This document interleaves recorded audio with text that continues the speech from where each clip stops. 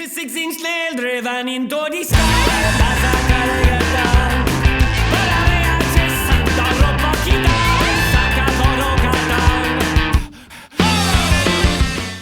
I don't know exactly when we became Stoat, but kind of the nucleus of Stoat was, I was in, I think, third year in college, in school.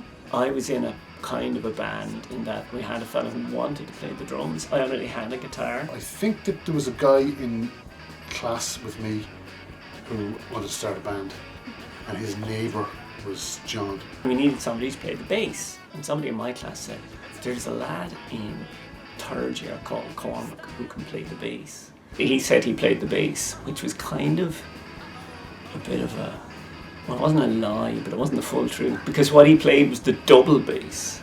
And I gave it to him and he started playing it like a double bass, which was like pulling on the strings like that, and it sounded awful. I joined in 1987. There's a song called Money for Nothing that was a massive hit at the time, and I just remember listening to the opening guitar riff for that and going, I want to be a band. And then a few years later, I got a chance, and I'm still in the same band. Jamie was kind of, he left the band brief for a period of about 16 years. But yeah, Jamie was the only musician. Jamie had a guitar and knew how to play. So he didn't last too long. But like, it took us about 20 years to get to the point where he would condescend to play with us. We were just about good enough.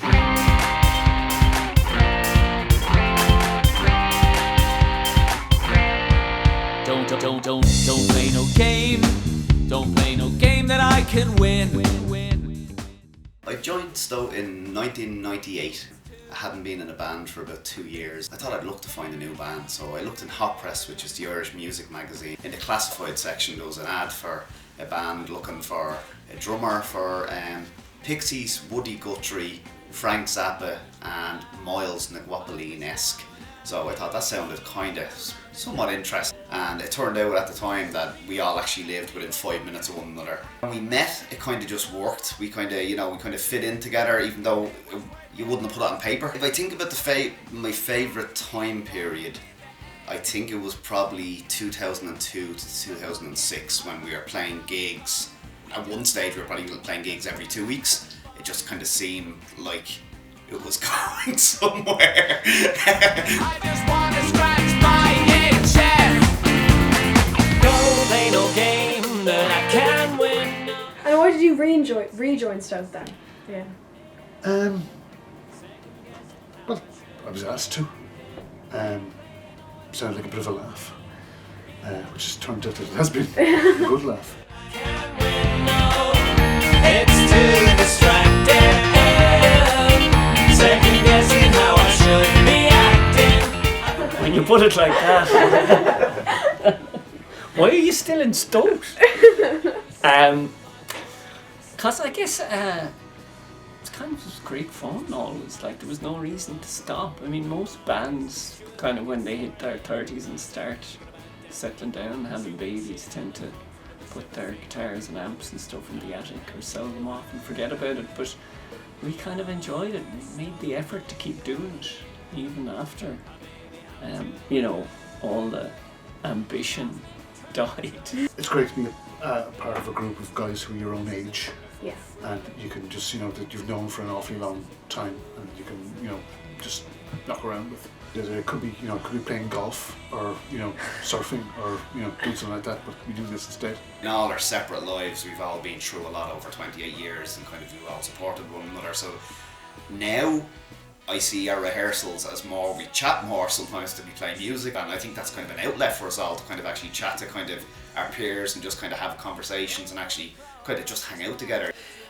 I kind of sometimes think that part of the purpose of the band is so we'll have an audience for each other, because so few people listen to what we do. One of the songs that was recent, I can't even remember what bleeding song it was, but it was like John said it around, and it was like very put out, But Yeah, lack of but- enthusiasm. Yeah, What all song this was it again? faint praise. Fuck off. Jesus Christ. You can't say it nicer. Sure. Oh, we weren't saying nice. It just wasn't nice enough. And was it nice enough? This will knock their socks off. Send. And then like, oh. Nice one, John. She left me for a better man than me. Eventually, she grew tired of the drink and the mood swings and the poverty. She said, all your words, you cannot take them with you. We've gotten better over the years as well. That's the other thing I've noticed. Like, most, I guess a lot of young bands, they kind of peak. I think we're better songwriters than we ever were.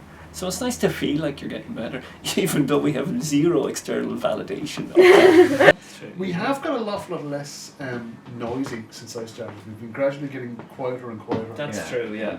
Like, I used to sort of lose my hearing when we used to come to rehearsal. That place we played in Thomas Street, Oh, that was incredible. the sound guy there said he had never heard a louder drummer. Nice. What doesn't kill you doesn't really make you stronger. Something's only. Favourite Stoat song is Nobody in Heaven, and yeah, it's always been since I first heard it. I just fell in love with the song. And you know, John, I won't say he hates the song, but he won't play it anymore for me. I was in Australia there a couple of months ago, and I was chatting to one of my friends, and you know, he just said, "Oh, I have to put on this song," and he put on Nobody in Heaven, and he was there like, you have to be proud to be part of that kind of, you know, that song, like, you know, and he still kind of, he heard it again probably 22 years ago as well, and he said he still plays it.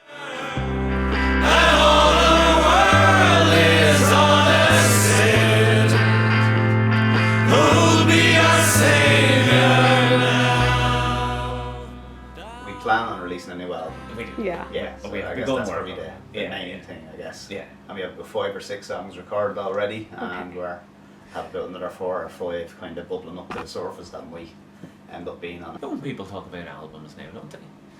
Well, they say things like, Taylor just dropped a new album. Yeah, yeah. Everybody's trying to get to Cloud 9, but Cloud 8 will do me fine. I think that's a good couplet, but I don't know if I'll ever use it. Even right now, sometimes there are moments of just joy. In our end of year Spotify thing this year, it was like, there are 34 people in the world who have listened to your band more than they've listened to anything else. And that like put me in such a good mood. The drawback of an overactive imagination is reality can be a source of frustration, and actually not everybody can get to be Marie Curie or Spider-Man. Ever since I was a teenager, since I was like 13, 14, 15, I really, really wanted to be in a band, and I really, really wanted to be a musician. And that's not how I make my living now, but I am in a band, and I am a musician, and so I guess if you squint your eyes in the right way, I got what I wanted. As John sort of alluded to earlier on, any ambition or ego has pretty much faded with the ravages of age. So now it's just, you know, just having fun with your friends. Yeah, so there you go. Something else, you can't justify the means, 'cause nothing really ends. I have been playing a game I cannot win, throwing my to-do list in the... I haven't written any really loud, grindy stuff for a long time, but I think that's more because I'm writing on an acoustic guitar where there are lots of people around.